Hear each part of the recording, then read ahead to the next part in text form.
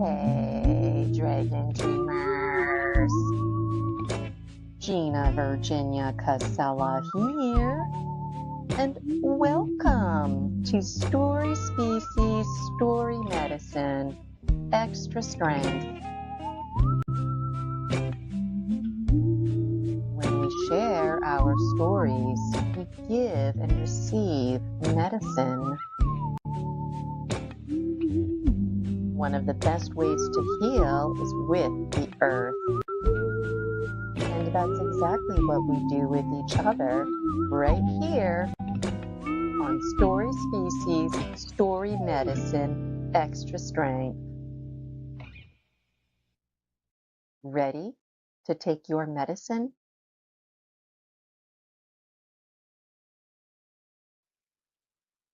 Hi, Dragon Dreamers. Gina Virginia Casella here, and a big welcome to you. Thank you for joining us today on Story Species, Story Medicine, Extra Strength. And I hope you're ready to take your medicine because I have a wonderful first time ever guest, Suz Gallaher. And she is the author of The Little One Diaries, Volume 1. I've got my own copy here. Make sure you check out the comments. The link is in there for you.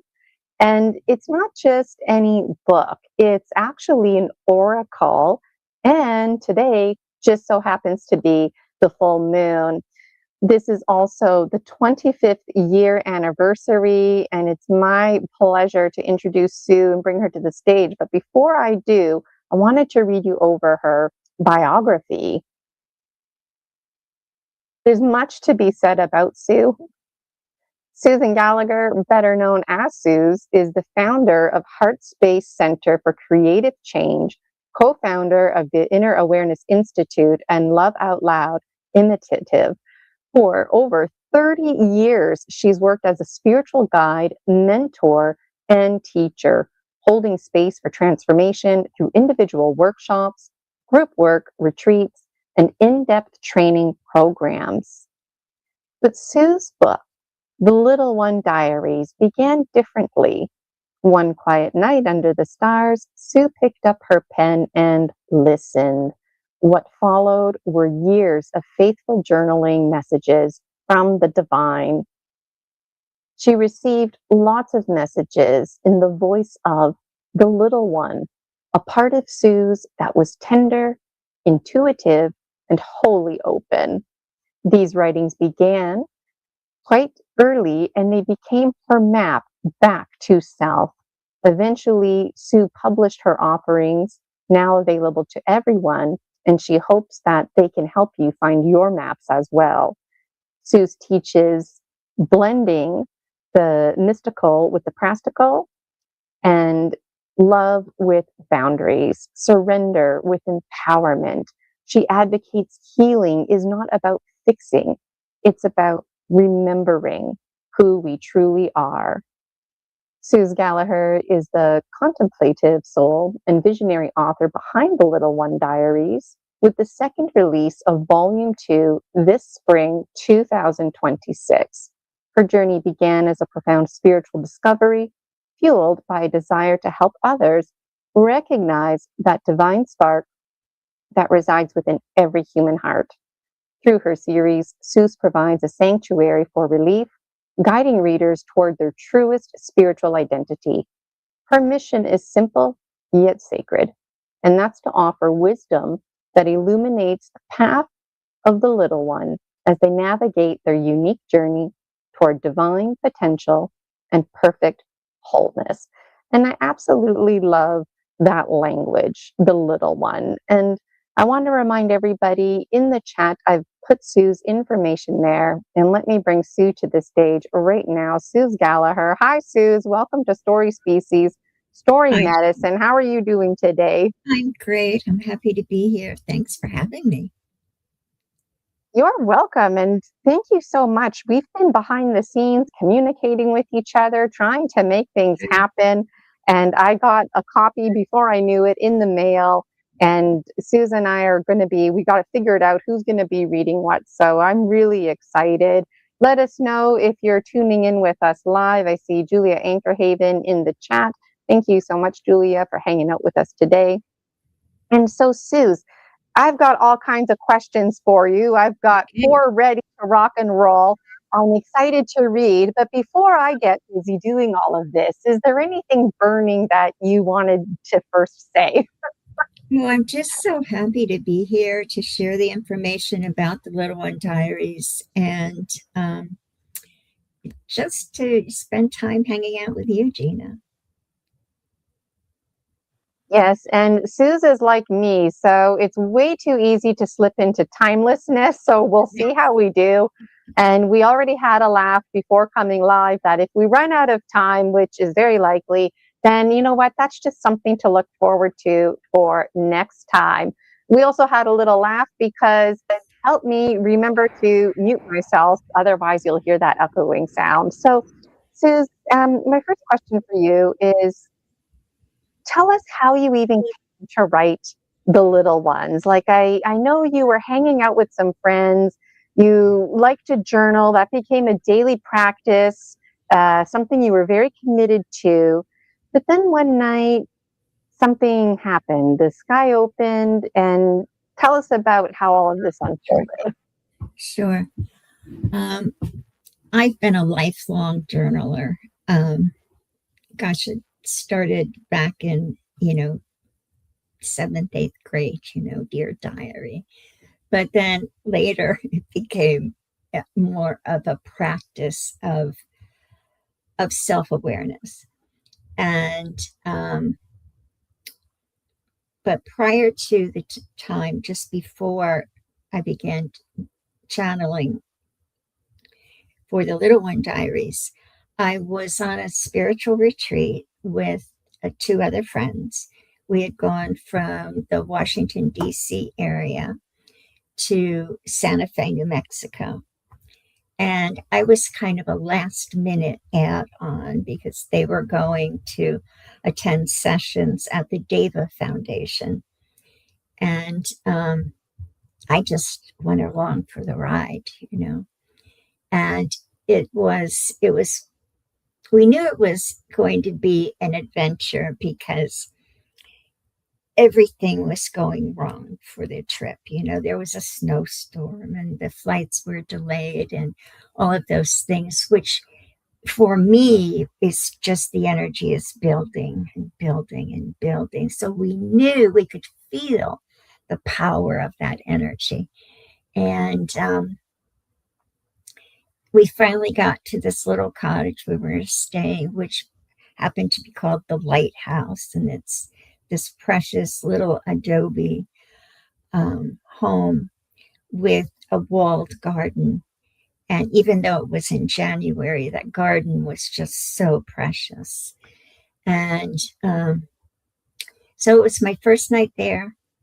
I was awakened with, what a sense of smoke even in the air, not fire smoke, but that somebody was saging.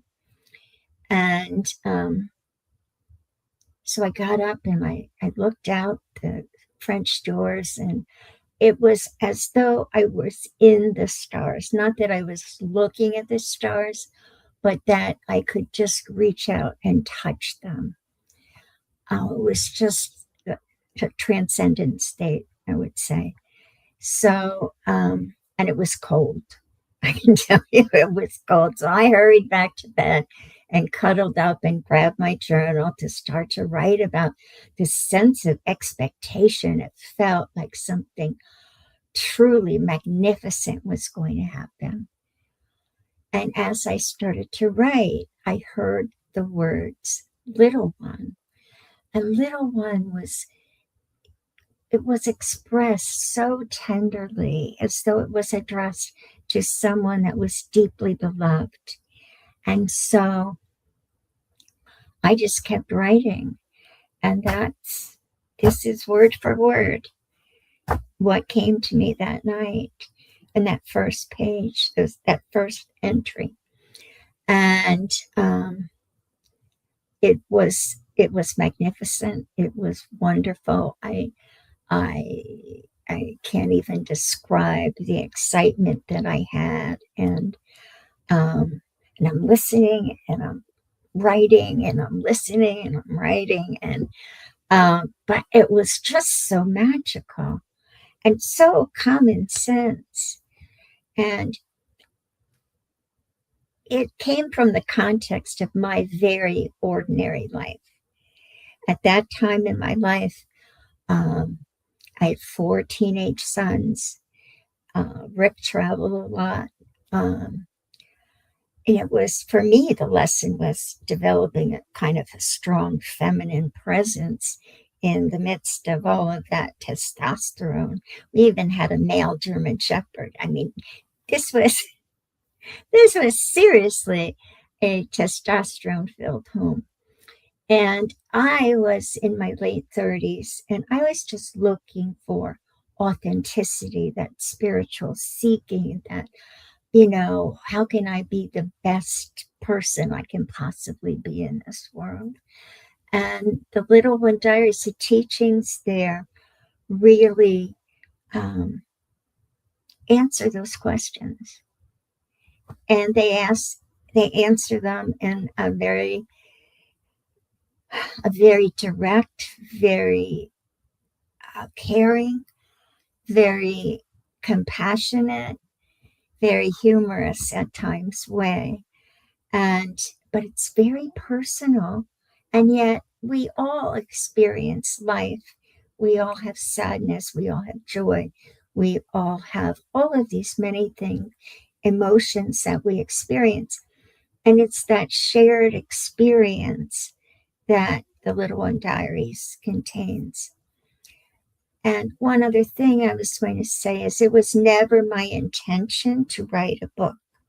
It was my intention to continue to receive these teachings every day for the rest of my life and be happy as can be. And then I was instructed to pull all of the teachings together and to share them. And so that is what the Little One Diaries is. Wow, thank you for sharing that, Susan. That leads to my next question, actually, about how personal this publishing really is, because like you said, it's relatable. And the content that you talk about, everybody can relate to it. Financial worries, feeling insecure, wondering if you're good enough. The way the voice comes in, there's a very tender, loving, not concerned, but watching over you. Like sometimes they comment that you're working too much or you're not sleeping enough. And how did it feel to, like, did you ever feel like, don't tell me I'm working too much, or like, tell us a little bit about, like, when you were receiving these messages, were they just like, tell us in your words why you decided to publish such private things, because they are quite private. Because that was my instruction. And boy, oh boy, it wasn't easy. Just let me say, it really wasn't easy. And because they came from all of my struggles, all of my hopes and fears, raising 4 teenage boys and trying to be the best parent I can be, trying to be the best wife I can be, trying to be the best Suz I can be, and being authentic and being real. And why? But the more I shared the teachings with, and the more I applied the teachings to myself, it's like, oh, this makes a difference. And when I go back and I read them, and it's like, oh, yeah, oh, I need to remember that, or, and the lessons are repeated, it's not like one and done. It's like, the invitation to see through the illusion that is taking place around us. The invitation to take the boards off the windows so you can actually see outside. Don't bemoan how dark it is in here. Take uncover the windows. And so some of it is silly. Some of it, people who are going to read the book are saying, God, girl, how come you didn't learn this, 6 days ago? But, it's me, and it was given to me to share, so I'm sharing. And Wow, that's amazing because, I felt the same thing when I wrote my books because I just did it for me. It started out with dream journaling, getting my thoughts together. And then one thing led to another. And I felt like if there was something I was going to do before I died, it was publish those books. Otherwise, I would have felt very unsettled. And I wonder, like, when the communication came in that it's now time for you to publish, did you feel any resistance initially, or were you just like, "Hey, yeah, I'm going to publish this," and you did? How did that unfold? Because you had to photocopy and put it in spiral binders back in the day. Tell us about all of that. so when I first got the instruction to actually pull the teachings together, they're all handwritten in spiral notebooks. And so I went through and I transcribed them word for word. I was really very scrupulous about that. And then I gave some to some friends. I went to Staples, had them photocopied and, with the spiral binding, and gave them to some close friends that I trusted. And they said, wow, this is written for me. Even male friends, it's like,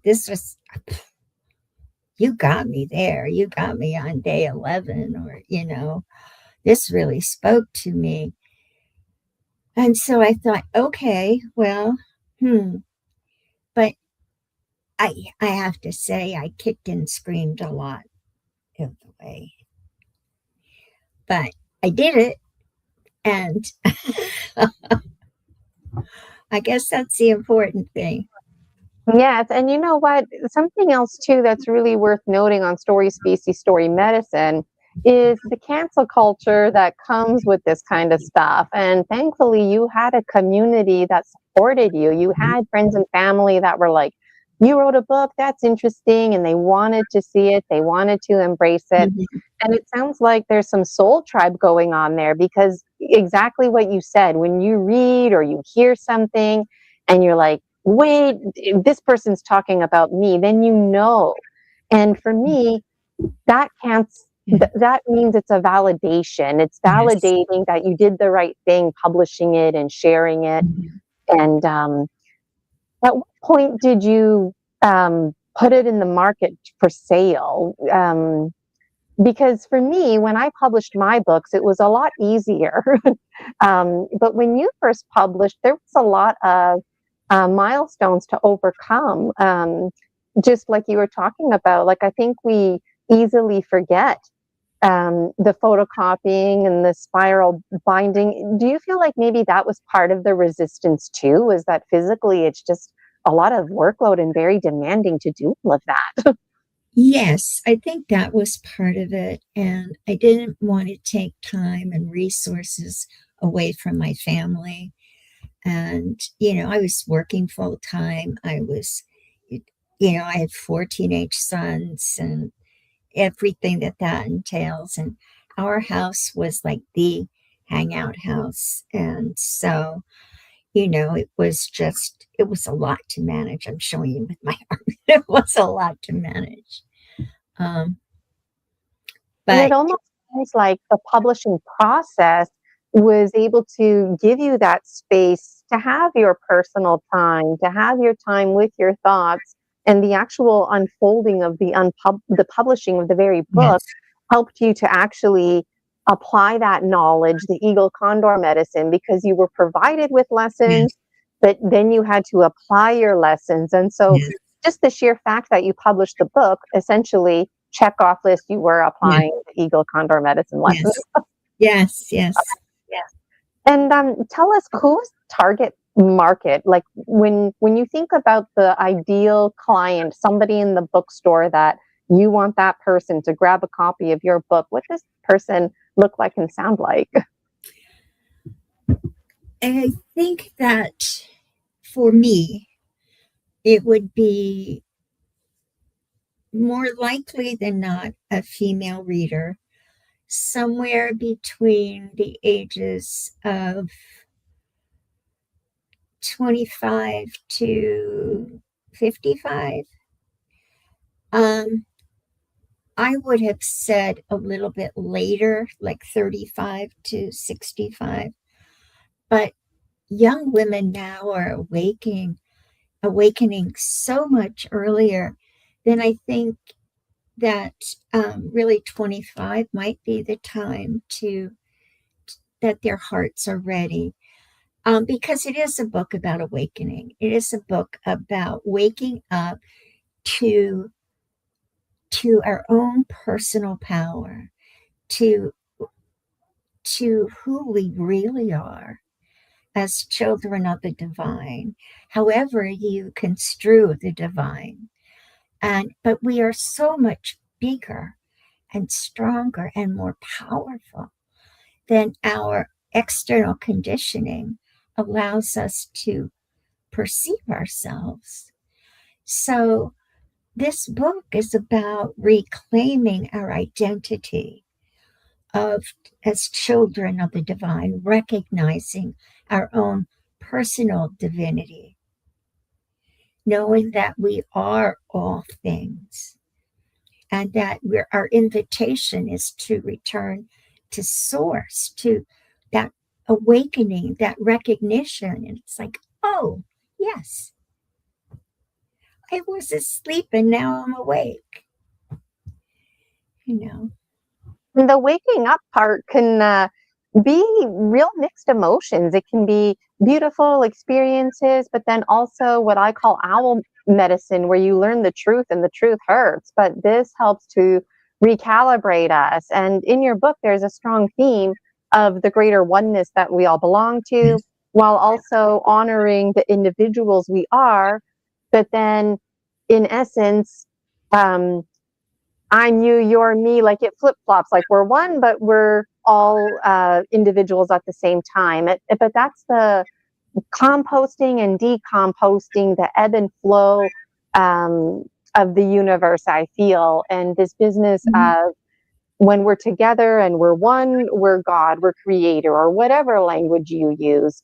And that's your perspective in the Little One Diaries too, is you're open to languages like divas or spirits, and not getting hung up on categories. And for me, that only extends the invitation to more readers out there. And like you mentioned, people are awakening even earlier. Yes. And so there's a lot of space. Oh, go ahead, Suz, you were about to say something. Oh, I was just going to go back to the oneness and our separateness and the illusion that creates. And my guides refer to that as the law of the prism. The light comes in, and then we see these magical colors, and then the light passes through the prism, and it's all one. So it appears to be broken apart, but it's still the same light that is going through. And so that's was really absolutely. It's like that Pink Floyd album. The cover of that album was way ahead of its time, yes. I think, right? And then before we dive into the reading, another question for you. In your book, there's two teachings in particular, two messages. Do you want to speak to those two teachings? Why don't you give me a hint? I think the two teachings, basically, you've already gone over it, like the teaching that we're all one, and that this book resonates with everybody. It really doesn't matter, even though it's targeted for women in a certain age group. Really, anybody and any gender can read this. Yes. And the teaching is being open to these experiences. Like, I think you have more than two teachings in this book, to be honest. But also just to embrace the art of journaling and trusting that you just write down whatever comes to your mind. And sometimes when you're journaling, you end up having these experiences where something else can come through and express that. So I think that's really cool. That's a really beautiful thing because, you know, a lot of people have these experiences and they don't trust it, they don't feel comfortable, or they don't have the community to support. So, any final thoughts before we start reading? I just want to address absolutely what you just stated. The primary purpose of the Little One Diaries is not so much to convey these teachings, although they're beautiful and timeless truth. The real invitation of this book is that every single being has access to direct spiritual communication. We can in every moment, in every breath, in every heartbeat, connect directly to source. I am not special. I was a family therapist running a practice, have 4 sons who are just incredible and magical and wonderful, a fabulous husband, all of these things. But just an ordinary life. And from that ordinary life, I asked for guidance. I asked for pure guidance. And that's what I received. And that is really what this book is about, what this book series is about. Yes, it came through me, but it can just as easily come through you and it be particular to your life, your dreams, your soul's purpose. You're not just put here and they say, good luck. It's you're put here and you have a team of guides, ascended masters, angels, whatever that connection is for you. And you connect directly to source. You don't need me. You don't need anybody else. So that was one of the biggest purposes of this book, is that this guidance is open to every heart. It's a beautiful message. And I feel like a lot of us, myself included, we're guilty of wanting this connection on demand, but we don't work towards building it. We just randomly want answers whenever, and we need to be in right relationship, building the relationship, like you were, for example, through journaling. And some people, they receive messages when they move their bodies, when they're dancing. So it's interesting, you know. Exactly. It does not have to be journaling. Okay. Well, I've always got tons of questions, and somewhere in here, I was reading it, and it was like, "Do you want $5 or $500?" Then just ask for it. And it sounded like so simple, right? But again, it's the ongoing and the continuum of the experience, and noticing and working with synchronicities around you, so that when you get your answers, you trust them, and also accepting answers that maybe you weren't anticipating, but you know it helps you move forward. So so the Little One Diaries, and again, just that language, the little one. So it just makes me feel like somebody well and wise is speaking. It doesn't matter how old you are, even if you know you're in your senior years, you're still a little one in the eyes of the universe. And when I read it, I'm feeling that as well. I'll be 45 this summer, and I'm like, little one, okay. It makes me feel taken care of, you know. And it doesn't feel condescending or anything like that either. Like it's like a great grandmother, great spirit. So Suz and I are going to read the first 10 pages. We're both a big fan of the first 10 pages. But do you want to read the first few pages, Sue? So in case anybody's following along at home or catching the replay, this is page 1, day 1. And Sue's going to read the first few pages, and then I'll finish it off. We'll talk about it, and then I've got lots of other pages to read too. So I'm going to remove myself from the stage. Suz is going to get all the attention, and I'm right here. Oh, I'm trying to remove myself from the stage. Okay, I'm right here, Sue. I can see and hear you. You just won't be able to see or hear me. Okay. Day 1. Little one, can the universe not meet your needs, whatever they may be, if you but allow it? This is an opportunity for you to move beyond your self-imposed beliefs about prosperity. No one can take away your right to be prosperous. Abundance is your entitlement, for you are a child of the limitless universe. Your feelings of fear and victimization come back to the same issue, the belief in scarcity, that there is not enough for everyone. Recognize the belief for what they are, limiting beliefs. Be willing to move beyond those illusions into a larger reality. This requires a willingness to release the beliefs to which you are so tightly grasping. Remember, little one, that the loaves and the fishes are given freely. This is abundance. It is a principle that exists, not a condition that changes. This trip is a manifestation of intention. It's more than a trip. It's an opportunity to expand your awareness and to change your experience of reality. It's an opportunity to see thinly through the veil that creates the illusion of separation. The separation exists only in your mind.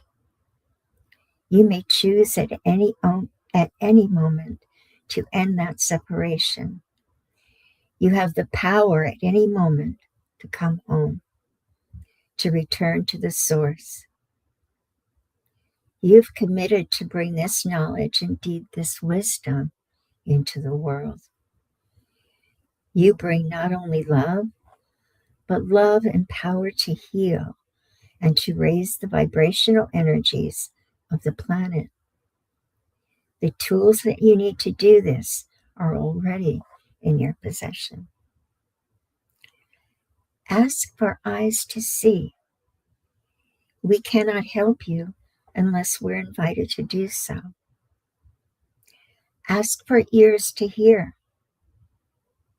You invite us to speak with you, but you keep on chattering so much that you're unable to hear our response to your request, which is the very response that you seek.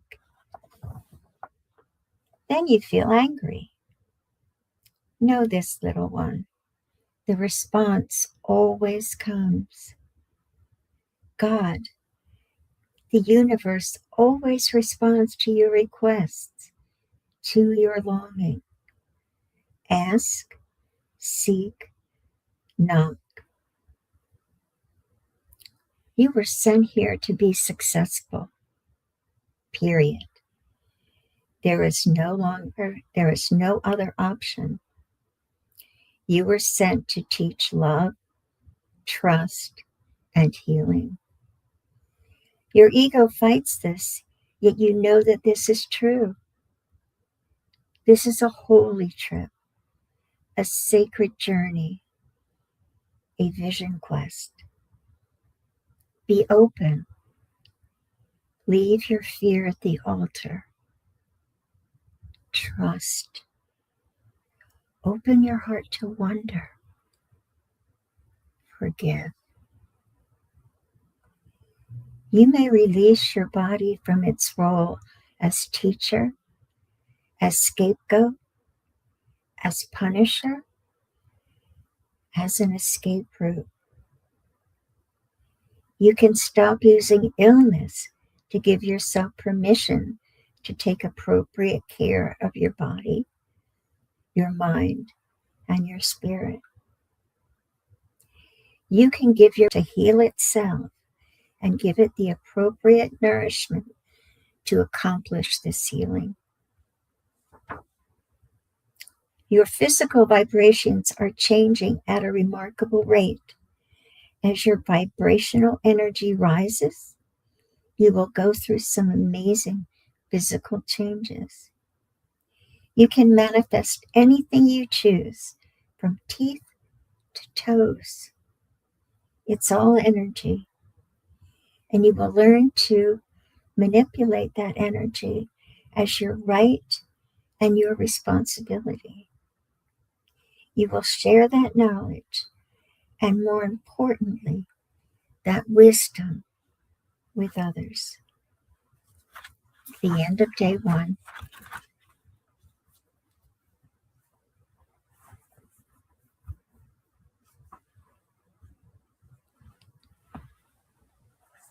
That was really great, Suz. And so, oh, am I on pause? Nope, you can hear me. Okay, good. That was really great, Suz, because you know, when the author reads it, it's just so much more special, right? And I had a little laugh when you were reading the bottom of page 1, because you know, you invite us to speak with you, yet you keep chattering on that you are not able to hear us, and then you feel angry. So it's like what we were talking about before. You don't get that answer right away. And then it was also really powerful, this business of giving permission, and that you don't have to, I think a lot of us, we don't take the time to rest unless we're actually sick and forced to take the time. And this message being communicated is, you can release yourself from that. You can just rest because you need to rest, not because you have to. And energy transforming into teeth or toes, because energy cannot be created nor destroyed, only transformed. And that's what this whole book is about. So that was amazing. And I'm happy to keep reading some more here. So those of you who are following along, this is day 2, the bottom of page 2. And Suz, if you wanted to read again, just stop me and chime in. Okay. Little one, hiding behind the door of fear, come back now. This is not a time to hide or run away. You are here to enjoy yourself and your friends, to love, to laugh, and to live. This is a time of great permission. Come out now. It is safe to do so. Your fear is creating an illusion. Remember, dear heart, pain is very isolating.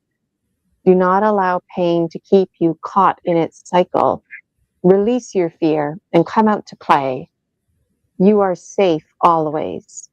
Always. There is no other option. Little one, look back over your journaling. You have asked for help to become more whole and to live more authentically. This is your opportunity to fulfill this longing. These experiences mark the beginning of the fulfillment of your desire.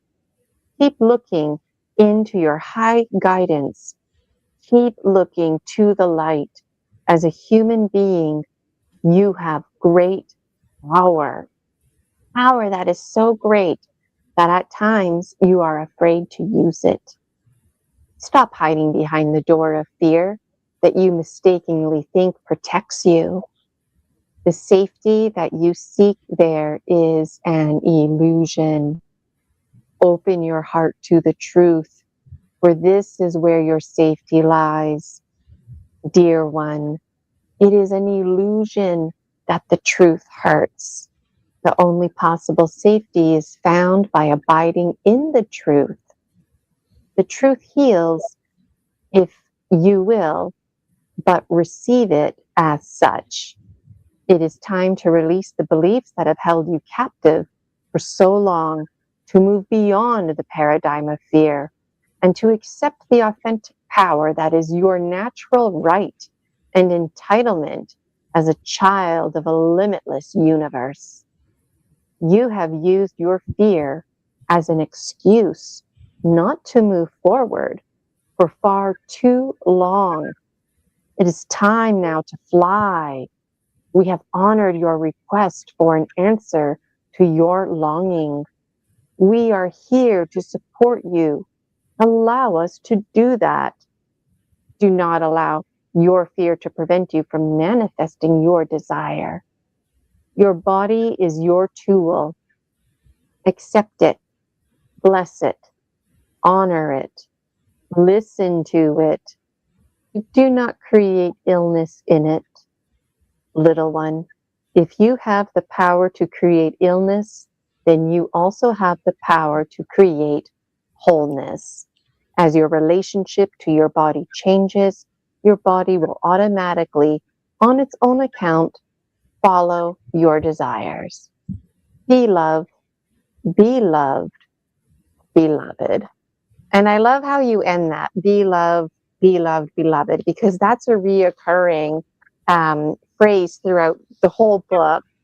And also, you know, what can kill you can heal you, and what can heal you can kill you. And that is a very clear message that's coming in here. And there's almost an assertiveness that certain programs that were once holding you back are now void and they don't apply. And when we procrastinate, yeah, sometimes we procrastinate because we just don't feel like doing things, you know. But for the most part, when we're not achieving our goals, it's because we're afraid of our own potential. We're afraid to be successful. We're afraid to step into our power. And so it's very powerful because, like, this is only day 2, and this is the kind of content that we're getting, you know. Do you have any remarks, Sue, or should I keep reading here? I agree that there's an assertiveness in there, which is exactly what I needed, and what I need now too. It's how I need to be. I need direct. I need direct. Don't give me namby-pamby, you know.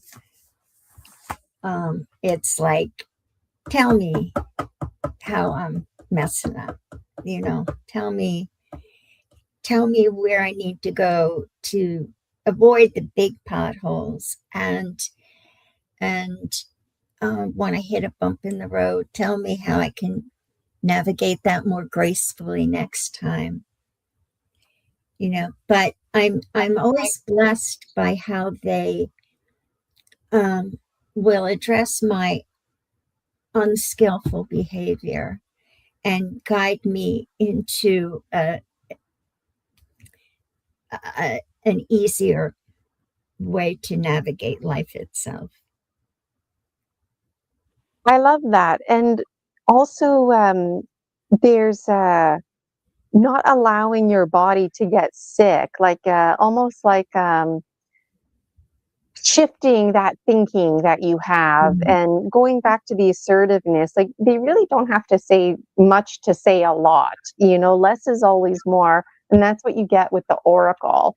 And I don't think I mentioned that yet, but Suze's book, you can read it from cover to cover, front to back, but you can also just open it randomly at any page, just like an oracle.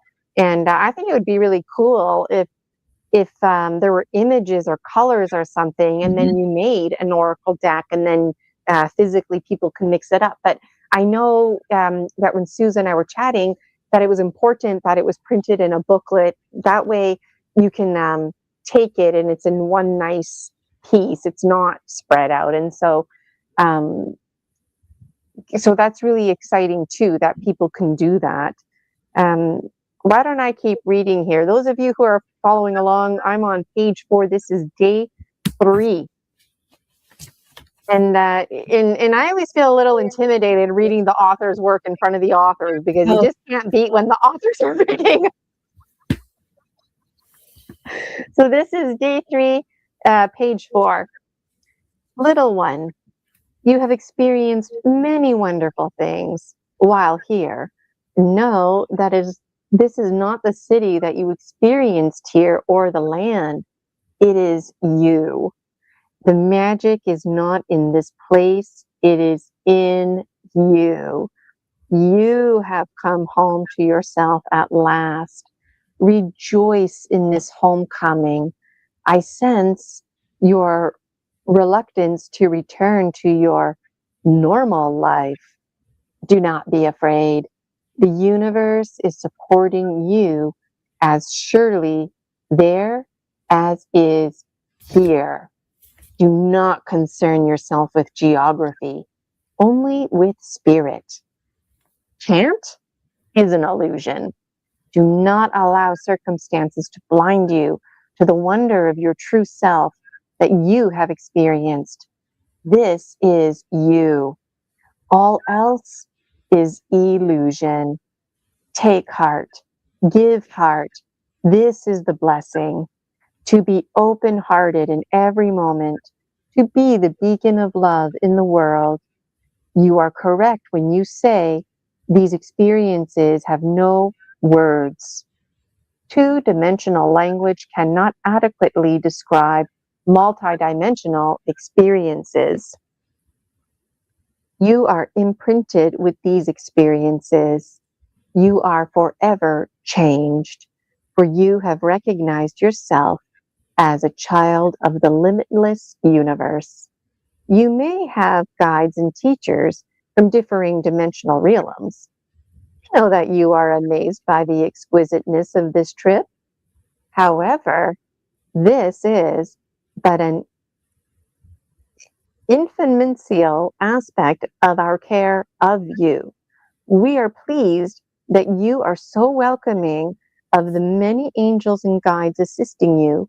They are indeed your partners on this journey. Allow them to help you. Little one, attend to us. When you wish to raise your vibrational frequency, open your heart. If you wish to lower your frequency, open your heart. The correct response to every circumstance is to open your heart. Ask for what you want as well as what you need, and it will manifest. Allow yourself to experience the wonder of the universe and its abundant blessing. Know that you bring healing by your presence, by being rather than by doing. Open to grace. Your work is to help people, to help find their way home, and to experience the divine within themselves. This will empower them to change their situations and experiences of the world, and enable them to teach others also. I feel in you some tension regarding your son. He is a great teacher for you, as are all of your children. Open your heart to him. Love him. He will thrive in non-judgment. Know that you are the only person that you can change, but that you can love everyone. As you love without condition and withdraw judgment, miracles happen. You have experienced this. It is not difficult. Love is never difficult. It is your essence. Just allow it to be. Allow love to fill you. To manifest something, little one, you must open yourself to it, much like ordering at your favorite restaurant. Openness creates the space that you need to manifest your desire. Stay clear. Ask for your highest good. Release your doubts. You do not have to work for it. You just have to allow it to come to you with an expectation of good. Little one, there are all kinds of work.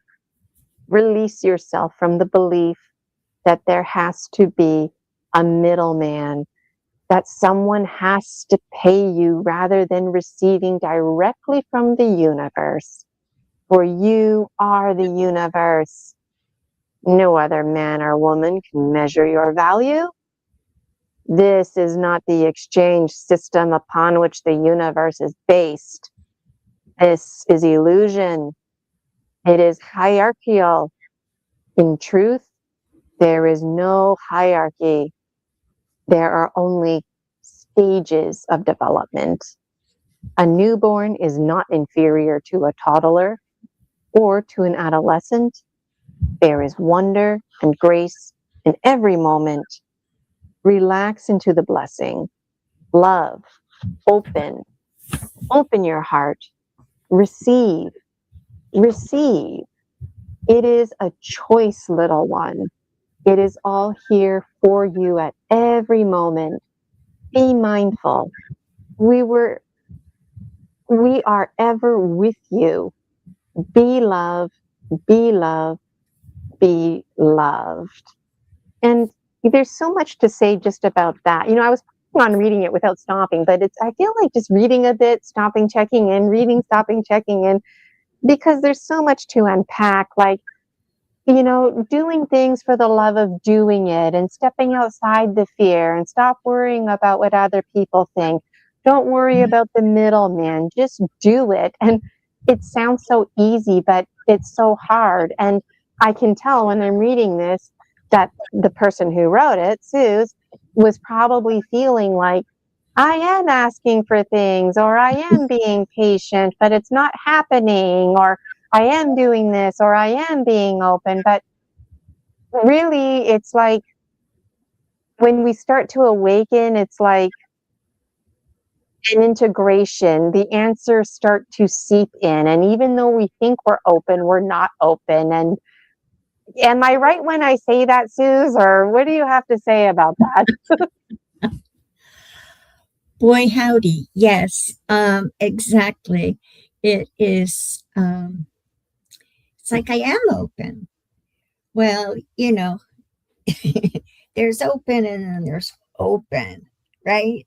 And I was more open than I was the day before, but it depends on, and because as you go on, we'll talk about how we can know everything, but often our fear of knowing or our fear of having is greater than our desire to know or to have or to manifest something. So, it's like we can have an intellectual knowledge, but when we get really down into our emotional body, we still have those blockages. So the invitation is to peel them away. And earlier we mentioned that this is personal, right? And already here on page 5, tension regarding your son, like you don't get into what the tension is. And I feel like you don't have to get into the details. That's enough detail right there. People can relate. They know what it's like to have tension, whether it's with a child or not, and just, it seems like there's encouragement to give your son space and to trust that he'll be fine and you'll be fine. And, like a little journal entry like this might not seem like a big deal, but it really goes a long way. And then to be able to take your journal entry and then apply it to basically everybody else out there is the power of the oracle and the power of being the hollow bone that you are. Like I said, there's lots to say about Suz Gallaher, but Suz and I also connected because Suz also has shamanic training from the Four Winds. And so I can see how all of this came about. Did you have the training before you wrote this book? No, I didn't. I had done some shamanic work. I had done some shamanic work back with Michael Harner in the late 80s. But I hadn't, it was probably around 2000 that I started to do work with Alberto. So I had not started with him yet, but I did have shamanic background in traveling between the worlds. So for me, this is like a great synchronicity because already all those different circles, if you will, were coming together and creating a Venn diagram, an onion layer within you and your oracle and your being, and allowing it in. All right. Well, I'm thoroughly enjoying myself here, and it's kind of like dark and cold outside today, so it's a nice cuddled up feeling. Day 4 is pretty short, so I'm going to read day 4, day 5, day 6, and then I'll stop and check in again because there's so much to unpack here. So if you're following along at home, I'm on page 6, and I'll just put in the description here, Suz Gallaher. Order her book / oracle, folks, The Little One Diaries.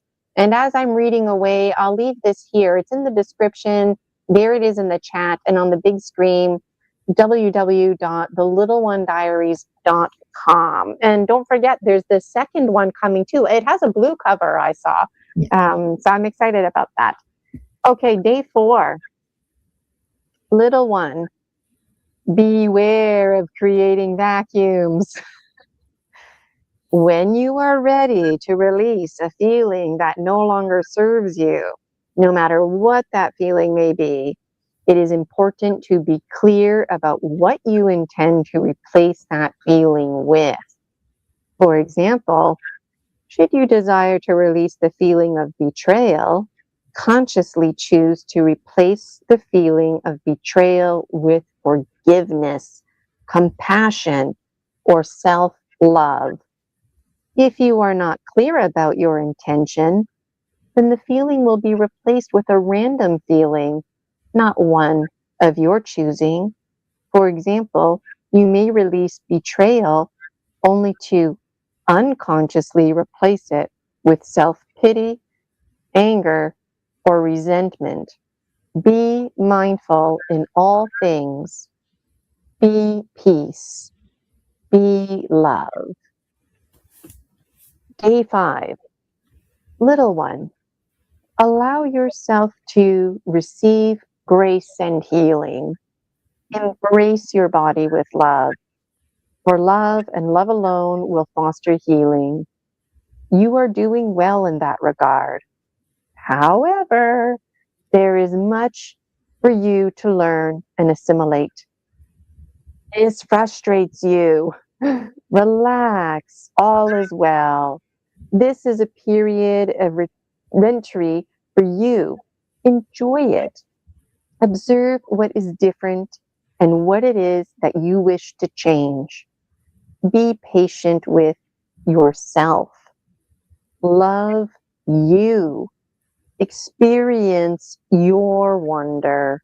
Release your expectations. Remember to meditate and to pray. You have enough time. You have time for everything.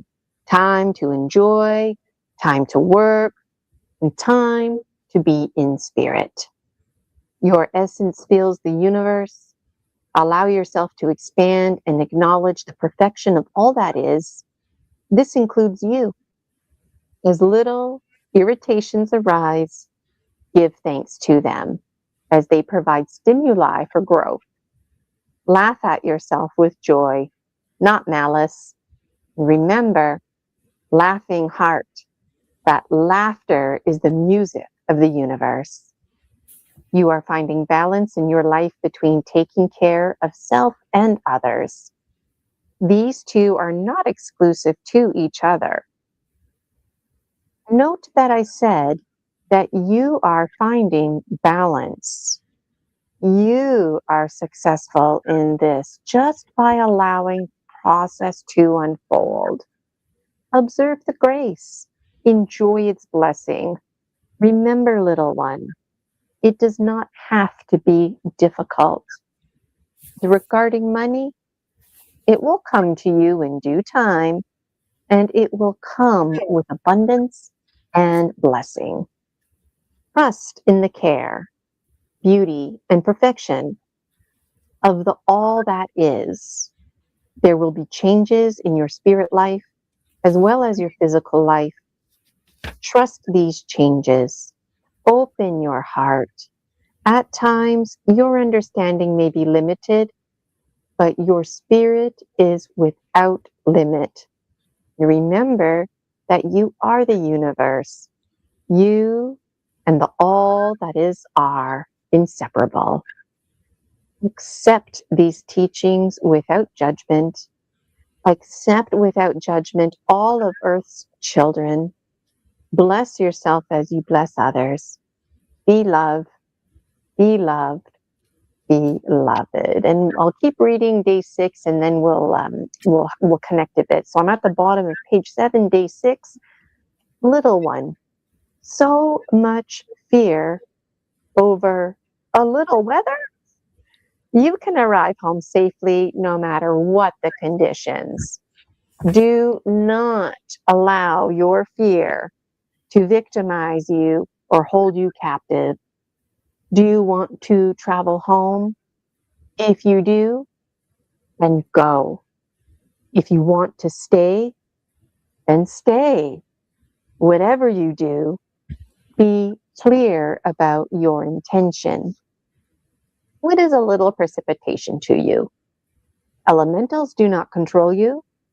Do not give up your power to the weather. Ask the wind and snow, the earth elementals, to grant you safe passage and to bless your journey home. Honor them, respect them. Know that they are not to be feared. Ask for their support. This is an opportunity to forge a relationship with these forces and for you to become powerful allies. Divas will protect you. Do not give your power away by refusing to accept responsibility for creating a safe, pleasant journey for yourself. You are in charge of your journey, little one. Receive the blessing that the universe has for you. What have you learned on this trip? You are more related to your body. You have learned to be more mindful. You have learned to give thanks for lessons and opportunities. You have learned about non-judgment.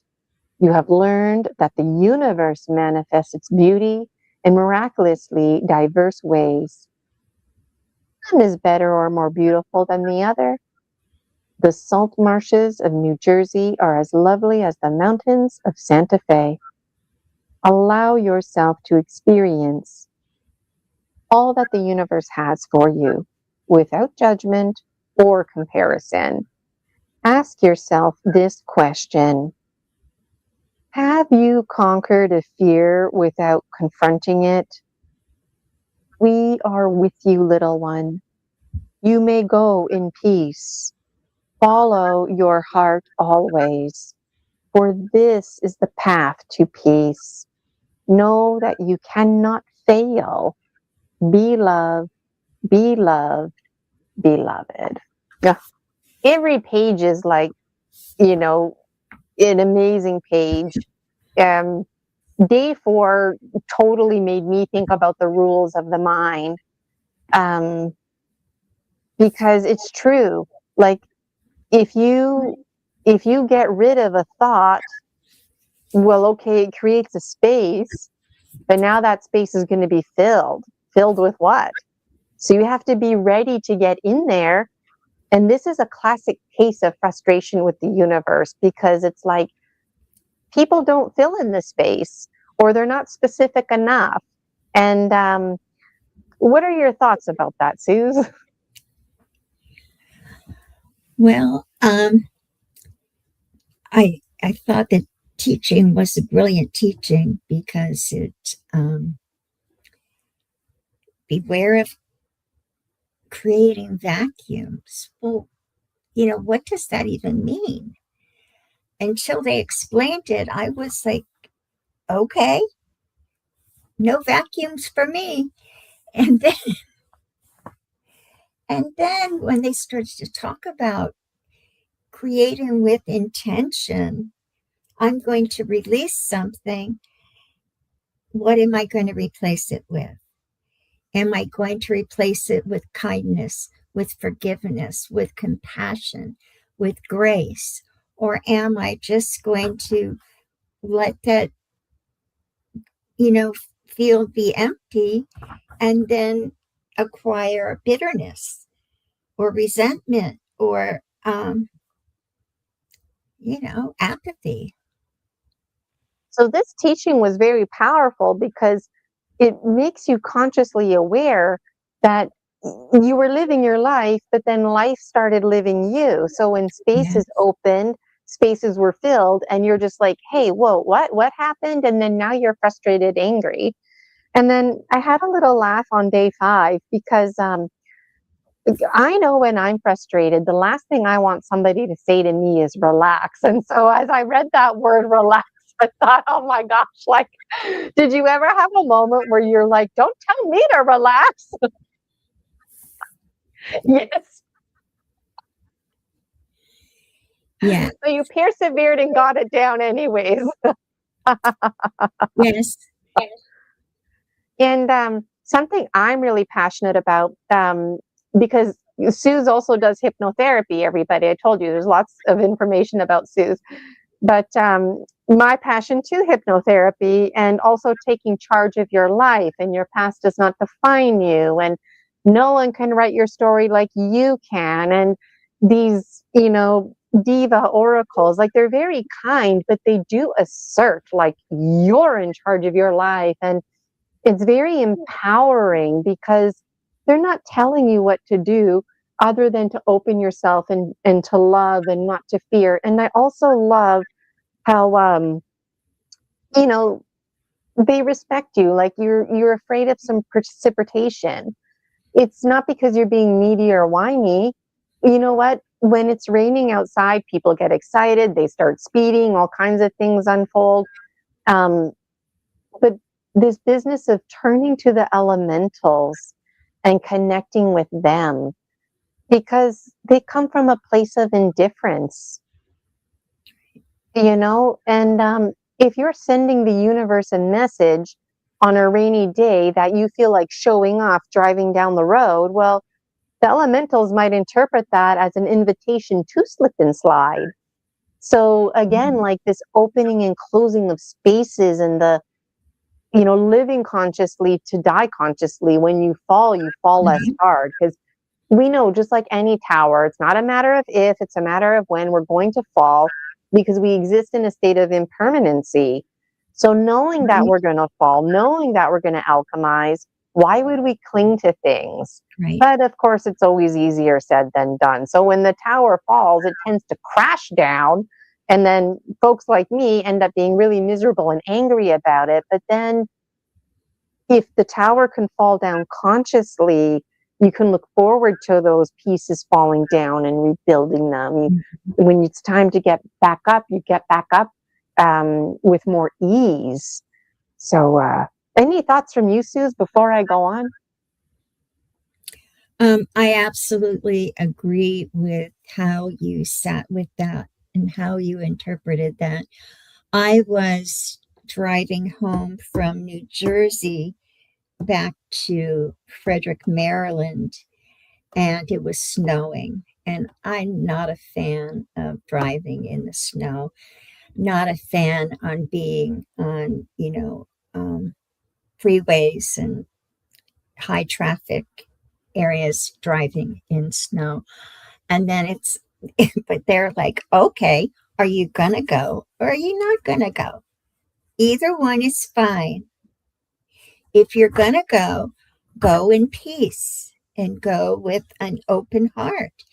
And ask for protection, ask for help, but go in your power, or stay home in your, in your power. But either way, come from your power and know that you're a child of the limitless universe. The elementals will align themselves to assist you if you invite them to be your ally. And that very word ally is an interesting word because like as a shaman, Suz is a shaman, I'm a shaman, and this came up in a conversation behind the scenes we were having, but like the shaman has no enemies. So the shaman just goes here, goes there. But working with themes of duality, does that mean the shaman has no friends? And that might sound harsh, right? But in truth, the shaman comes from a place of indifference, just like the elementals. And so coming from a place of indifference is a really special place to come from. But when you're in this human form, it's challenging to make these connections, especially when you don't have anybody to have these conversations with. And so you get the benefit now of having like a whole entire group, a committee of mentors. And it can sound frustrating, like, oh, you want to do this, then just do it. You want to travel there, well, then off you go. You'll be safe. And it's like, you're not used to being safe. Going back, to day 4, rules of the mind. What's familiar keeps you safe. So when it's raining, you automatically start thinking things. And I get what you're saying too, especially in the big city, big trucks are driving by. It's very different than just your neighborhood road, right? But it's easy to resonate with this. And I can see anybody picking up this book and journaling pages just after reading one day, and making the unfamiliar familiar. And that's what it means to be fierce, because when you're fierce, you can still feel scared, and it's okay to feel scared. But when you move forward, when you're scared, that's what keeps you fierce. And even reaching out to the elementals, that might sound scary because, you're connecting with these divas, but then all of a sudden there's an invitation now, like, what, someone else is tuning in on me? Like, and it just, it's like this whole magical world is unfolding. And where does consciousness even end? It doesn't start, it doesn't end. It's just, the chair I'm sitting on has consciousness, right? So I always have a lot to say, and I tend to throw a lot at my guests. But do you want to make any comments before I continue on, Suz? I just wanted to comment that when you mentioned to have a whole committee, that's what I call my team, the committee. And I use that language too, the committee. There's the committee of the ones who listen, and there's committees within committees that I don't even understand, and I accept that. It's just, all right, so I'm on day 7, if anybody's following along at home, and I'll just put the web link there on the screen. So I'm on the bottom at the top of page 8, and then I'd like to read all the way to page 10. Day 10. So I'm going to read page 9 to 14 without stopping, and then we'll chat again. All right, day 7. And my cat Rosie's here too now for story time. Little one, meditation is the next step for you. You still are afraid of allowing yourself to completely enter the labyrinth. Are you afraid that you will lose the golden thread? But you need not be afraid, for you are the thread, just as you are the labyrinth. Follow this awareness. Observe your resistance, but do not judge it. Embrace yourself and compassionately witness the child's fear through your soul's wisdom. Your ego seeks control. This is the ego's job. Commend its thoughtfulness. Be kind, but be persistent. Follow your desire. Pursue the beloved. The universe awaits. Today, I would like to discuss with you the multidimensionality that you will experience as your awareness of yourself as a child of the universe increases. We have given you a glimpse of these other realities with regard to your prior Earth lives and the collective energies of this planet, but there is more. Your ego argues that these mysteries are impossible to know, but that is illusion, little one. Know this. Fear is the only obstacle to knowledge. You may know all things. However, your fear of knowing is greater than your desire to know. Release fear. Resist illusion. Resist complacency. Hunger to know and to be known. Be still. Be present. Be love. Be loved. Beloved. Day 8. Little one, you are learning much about yourself.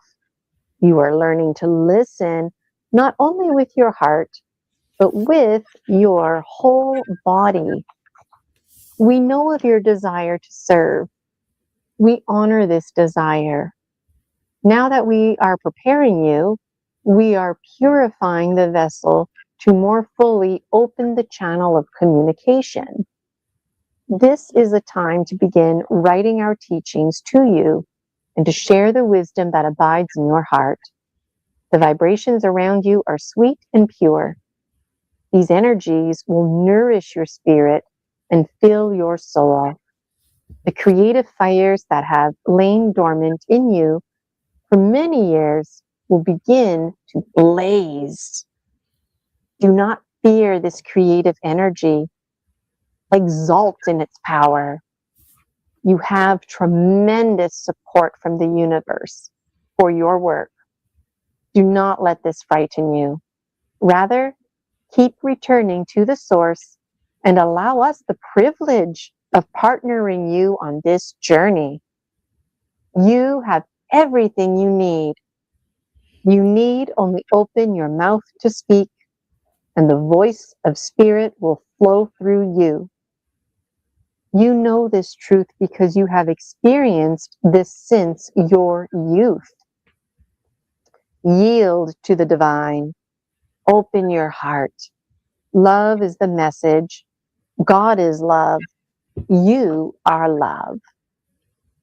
Time is accelerating at an amazing rate, faster than ever in the Earth's history. You are part of humanity's dimensional ascension. You fear that you will not be able to communicate this information to others. Yet, you have witnessed that you are everything and that you already exist in every dimension. Allow the communication to flow freely through your heart. Do not try to analyze it. Know that it is from Source, regardless of its metaphor.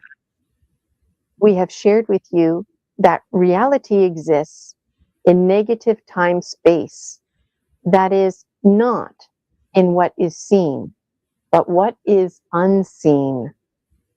It is true, you exist in many dimensions simultaneously. Give yourself permission to fully experience each one. The universe is not hierarchical. Do not allow judgment to give form to illusion. Judgment perpetuates the illusion of separation. Be loved. Be loved. Beloved. Day 9. And I'm on page 11 for those of you who are following along. Little one, you are learning that the exchange system is not about doing. Rather, it's about loving. It is about opening to blessing. It is about sharing your essence freely from your heart. Nothing can possibly be without from you, little one, for you are everything. Your experience is dependent upon your willingness and openness to receive, as well as your soul's desires and priorities in this lifetime. There are many different forms of abundance. Do you feel whole? Do you feel joyful? Do you feel loved and supported in every moment? Do you feel grateful? This is the experience of abundance. Physical manifestation is mostly elementary form of energy manipulation. It is the densest energy and therefore it is the easiest to manipulate. It is a pleasure to teach you to manifest physical and material forms on the third dimensional plane. This is play. Lighten up, little one. Earth is your playground. This is not serious. Experiment. Nothing is withheld from you. There is no concept such as I can't. You can do anything. Only your fear limits you. Fear applies the brakes to any manifestation instantly. This is not a bad thing, but it is important to realize that you have complete control over your circumstance without using fear for protection. Dear heart, do you want $500? It is yours. Open to receive it. You are everything. There is no entitlement, no qualifications of deservingness. It is all you, your debts, your prosperity. Life flows abundantly through the universe. Any debt or lack of any kind represents a blockage in the flow of love force. Abundance occurs naturally when the love flow is allowed to flow unimpeded. The physical aspects of life receive far too much focus and emphasis. Life is about living, not paying bills, staying warm, getting a new ear or a new car or accumulating wealth. Life, live fully and presently. Find the joy. Experience the blessing of each moment. Recognize the beloved in each face. These are your playmates. Each person that you encounter came to play with you, whether they are consciously aware of this. Have fun. Laugh out loud. Do not worry about anything. Be clear in your desire to hear, to serve, and to know. Your sacred text says this well. First, seek God's kingdom and righteousness. Everything shall be given to you. Relax. Trust the universe.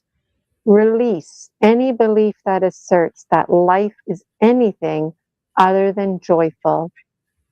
All else is illusion. All of creation is right here for you. Little one, learning to intentionally manifest is not difficult unless you choose to make it so.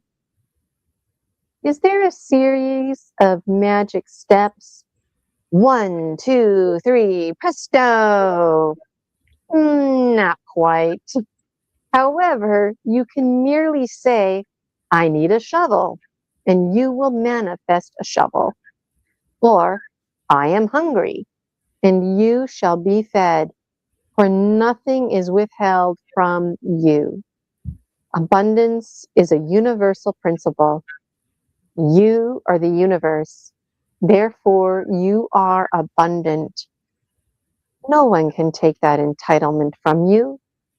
However, you can choose to not experience this natural abundance.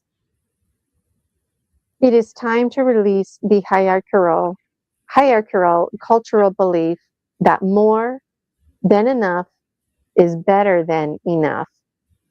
This belief is rooted in the illusion of scarcity rather than the truth of abundance. Comparison in any form of an illusion. Put purely and simply, comparison does not exist in the universe. There are no opposites.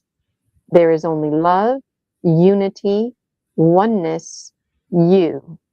There is only the beloved. On this St. Valentine's Day, know that you are loved and that you are the beloved. And we're going to sneak in day 10. I'm on page 13. Day 10, little one. You ask whether this is magic. Yes, certainly. However, no ritualized steps, words, or incarnations are necessary in order to directly experience the divine. What is magic? Magic is the intention of the heart. Everything else is symbolic, though not irrelevant if it has value or meaning to you. However, it is unnecessary. At times, you wonder if there is a secret formula that someday you will accidentally stumble upon that what will contain the secrets of the universe. Will you need a guru or an initiation into a secret sect? No, not at all. You must only open your heart to be the love that you are. You do not need to create what already exists. It is already you. Relax, enjoy, play, smile more, laugh always. You have power over your experience in every moment. Allow the windows to be open. Do not close yourself off. Increase your ability to experience true bliss. Do not worry that there is not enough joy to go around. There is more and more and more. And when you feel that you have filled to overflowing, allow your heart to expand even more.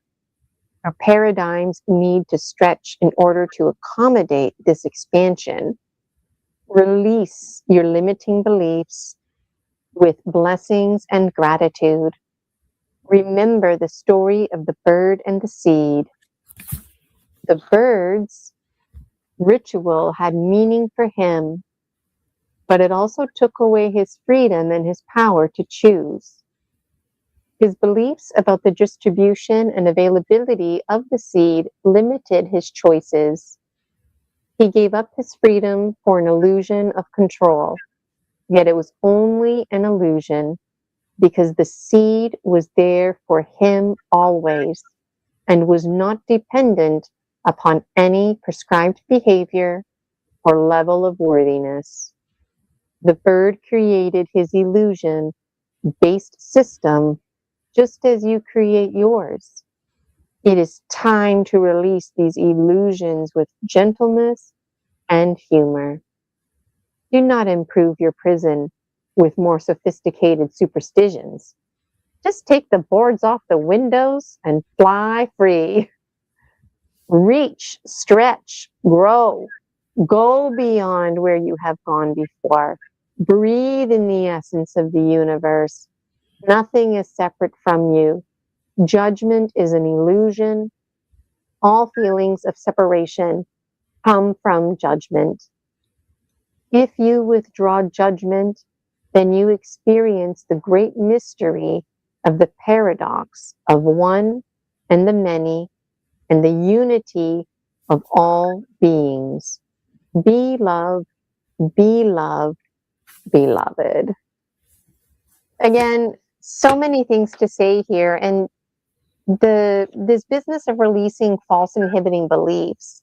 When you release something negative, it goes off and does its thing, right? But that negativity, that shadow, if you will, becomes an ally as well. And so I wonder, like, as you went through this healing journey and your process, did you feel that as you were releasing false inhibiting beliefs that you were making more friends with more oracle and divas? What are your thoughts on that? As I released the limiting beliefs and the just kind of the veils of illusion, it is, as you say, it becomes an ally. It becomes part of your power, because you've it's energy. So you're releasing the energy that held you back, but you're turning that energy around, so it's now part of your purpose. And so rather than a distraction anymore, it's helping forge your path. And this empowerment only helps you to further empower yourself each and every present moment. Lots and lots of empowerment here, because it's true. I mean, there's no moment but the present moment, because it determines the next present moment, right? And so Right. often when we're upset, we don't think about taking charge of the present moment because we just fall down the rabbit hole being upset.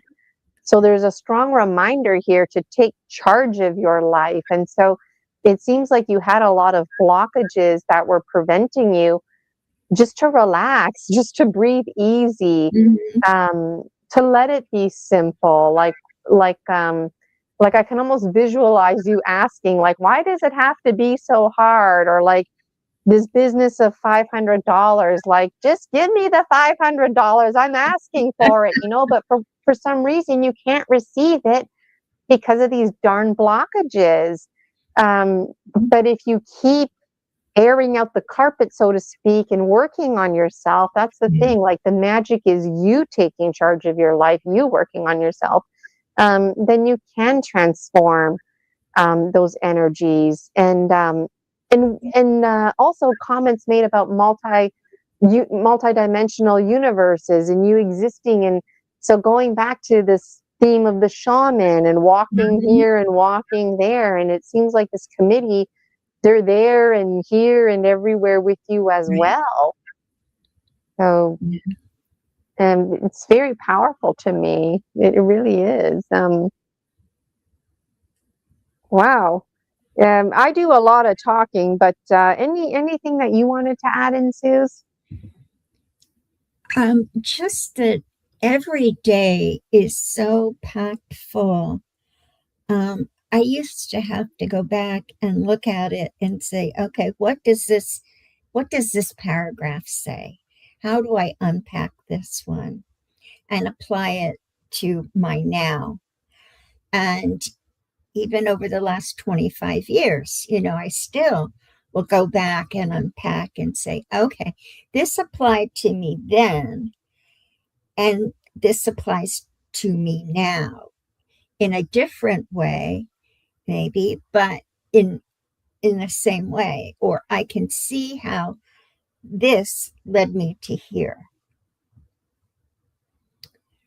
Yes, and that's the magic, because this book is a very high quality example of longevity, because it's like yoga. I mean, you can learn all your yoga poses, but really you can take each pose and take it that much deeper. Like, I mean, even though it's the same poses, you can spend your whole life doing the same poses, but really they're different because you're holding it longer, you're holding it more deeply.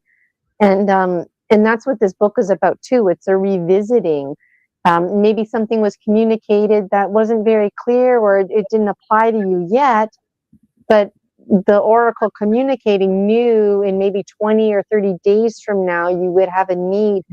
Because somewhere in the pages that I read, it was recommended to look at your journal. And it's like, well, geez, like she just got started and she already has to go back and look and reflect. Like, so less is more, you know, like this could easily be a 10,000 page book, right? But it's just over about 130 pages here. But this is the kind of book that it would take some time to go through it, to read it and to appreciate it. That's awesome. So there's two more things in store for today. I have a clip. It's about 5 minutes long of Sue's reading. So I can show that video now. In theory, all I have to do is hit play. And then I wouldn't mind reading one more page. And then the last page, Susan and I had a conversation earlier and we thought, you know what, we won't talk about it. We'll just leave it for folks at home. Okay, so I'm going to remove myself from the stage. Sue, you're going to stay on the stage and hopefully the video will play. Fingers crossed. Okay. Read it from cover to cover. And by doing and I just want to say too, if you can't hear it, Suze, the YouTube people tuning in can hear it. I know that can be confusing.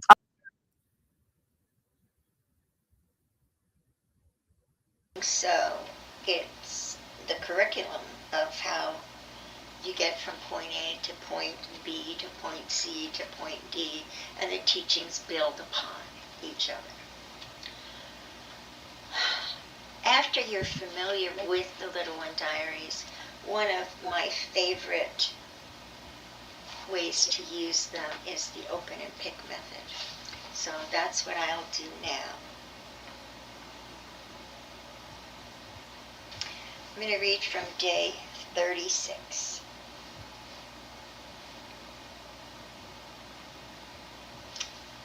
Or maybe day 37. It's page 43, I'll tell you that, and it's day 37. Little one, why does it take so much time to get your attention? You must be very busy now. We know this, however, it is important that you do not forget what is important, or all is for naught. It is neither your job nor our intention to scold you, but rather to gently remind you that this time of communication is important in order to keep your vision clear, lest you become distracted by the illusion that surrounds you. Be at peace, little one. All is well.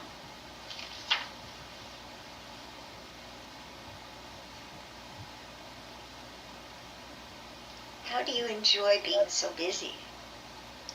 Right now you're looking for balance. Be patient with yourself and with those around you. We observed how distressed you were yesterday. You're finally understanding the need to sit with these teachings in order to assimilate them. The heart is the center of power. This is a correct teaching. This teaching will facilitate the change in planetary vibrations. Your work here is to bring this heart energy in its purest, most powerful form to the planet. It is the energy of the divine, however.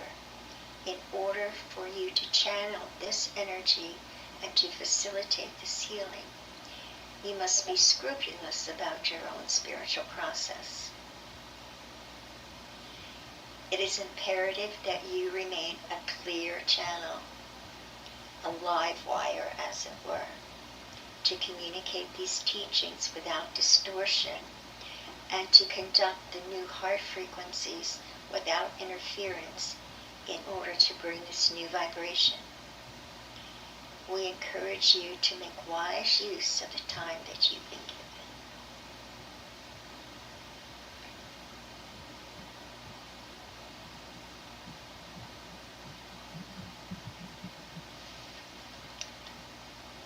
Little one, remember to laugh. This is the sound of God, laughter. When you're working so hard, you tend to take yourself much too seriously. Lighten up, smell the flowers, savor the blessings of grace.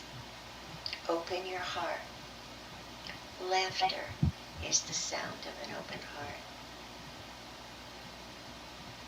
What is the sound of one hand clapping? Laughter, little one. Laughter. If your work is too hard, too serious, then you're not blessing it with wings. Let all things be joyful.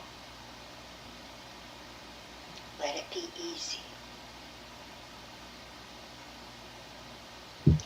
The same is true for your relationships. Imagine yourself totally supported by the universe in every area of your life. Totally supported and supporting. There is enough time and energy for everyone to experience abundance, grace, love, and laughter.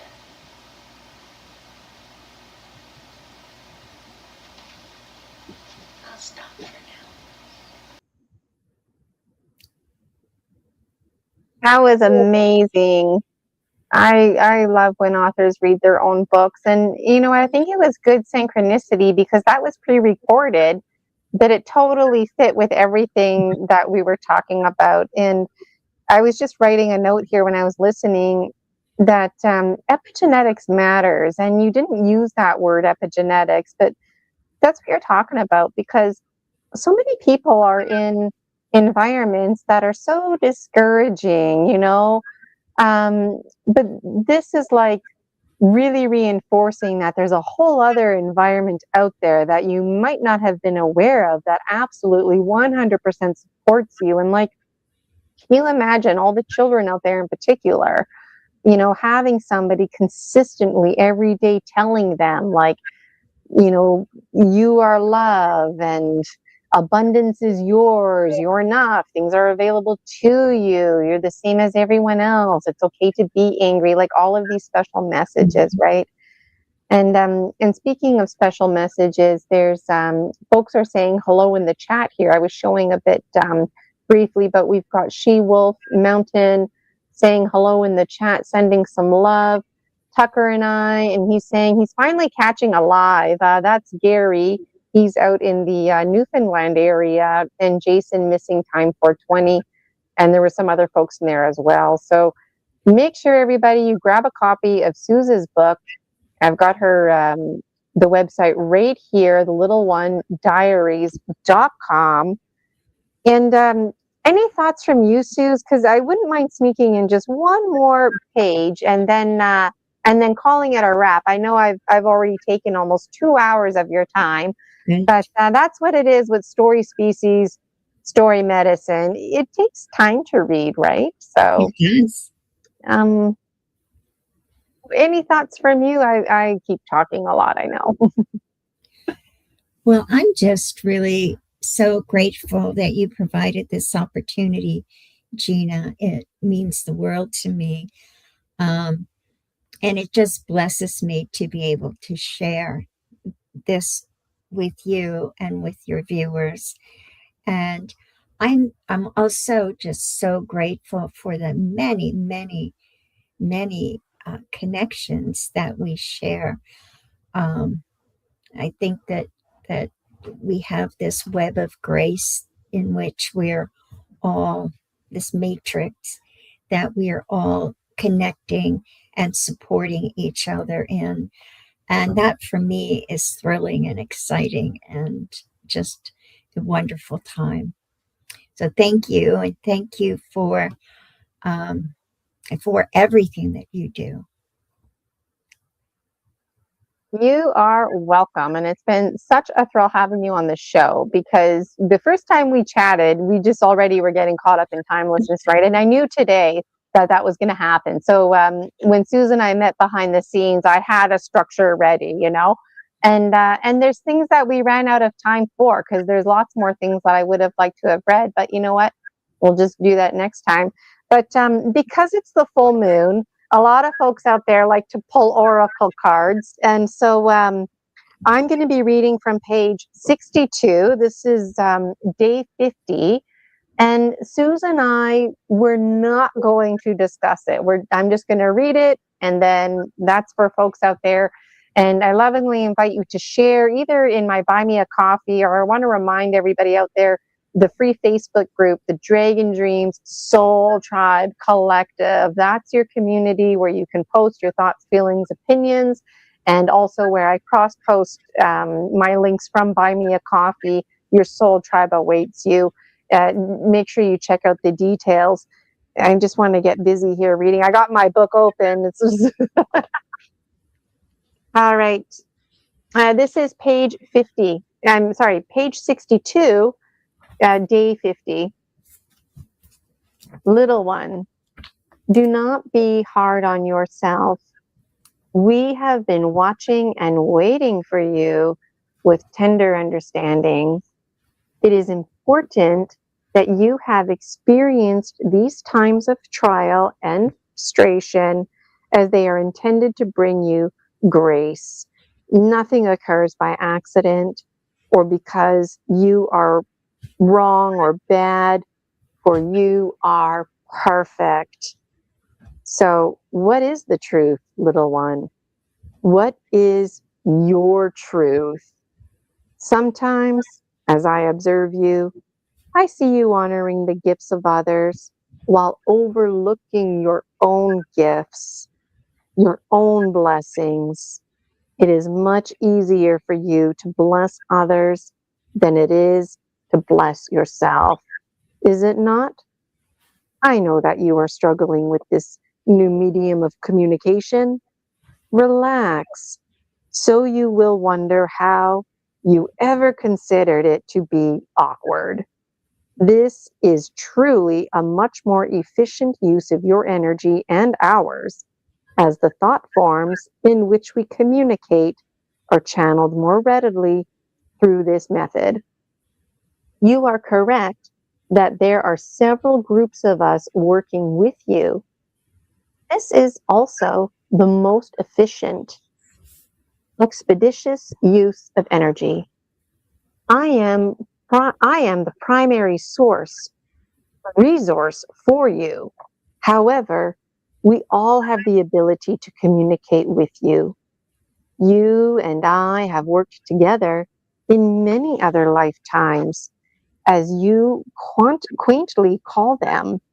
You do not have a clear recollection of these lifetimes now, but in truth, of our relationship, it resonates with you as it does within me. This is the basis from which your life force and vibrations resonate. Of course, ultimately, we are all from the same source. It is not necessary that you congest your circulatory trying to understand all the implications of our communication with you now. The intricacies of the relationship will unfold. It is imperative that from this point onward, we remain consistent communication with you. On some days, it will be me who speaks with you, but on other occasions, it will be other teachers and guides. Always, it will be your choice to participate. However, if at times we seem to be forceful, it is because there is much to do, and this commitment has forged since the beginning of time. This is not new. It's time to remember. Be loved, be loved, be loved. What a great way to end it. So that's for folks out there who are listening in. Share your thoughts with us. It's hard for me not to share my thoughts, but I've already shared enough of my thoughts today. But this one here, the reason I chose it was because I was wondering, I thought, well, what am I going to highlight? Because I know I want to read the first 10 pages. And then I opened it spontaneously to that page and I read it and I thought, this is not coincidence. This is what needs to be read and shared. And then just the fact that it was part of the full moon, I thought it was all in great synchronicity. And so I want to show everybody your little poster here.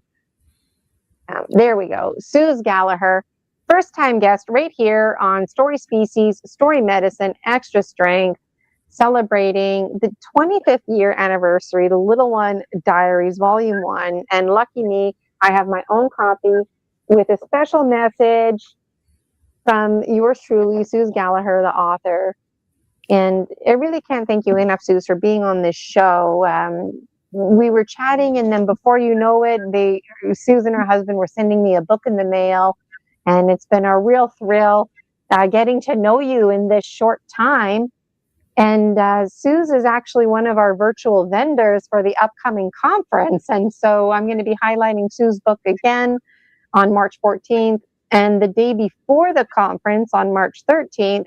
If Suz's available, she'll come and hang out with us. And we're just going to talk about the conference and creating candle hype.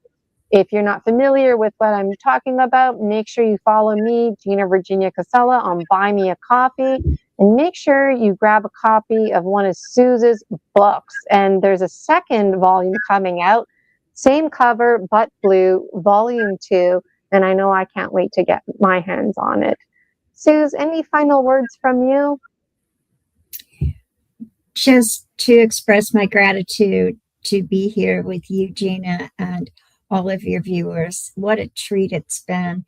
And it's always a joy and a privilege to spend time with you. Thank you from the bottom of my heart.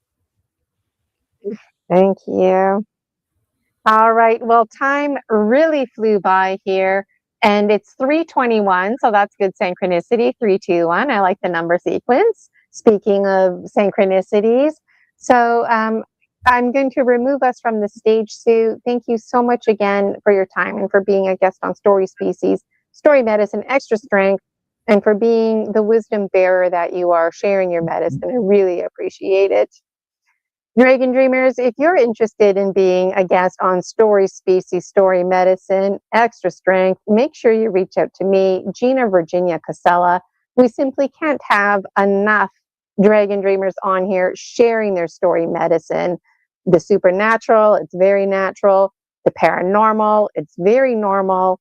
And this business of high strangeness, there's actually nothing strange about high strangeness other than the fact that we think and feel it's strange. When you get folks together like myself and Suz Gallaher, you start sharing this kind of story medicine, start trusting those thoughts that come to you, start journaling.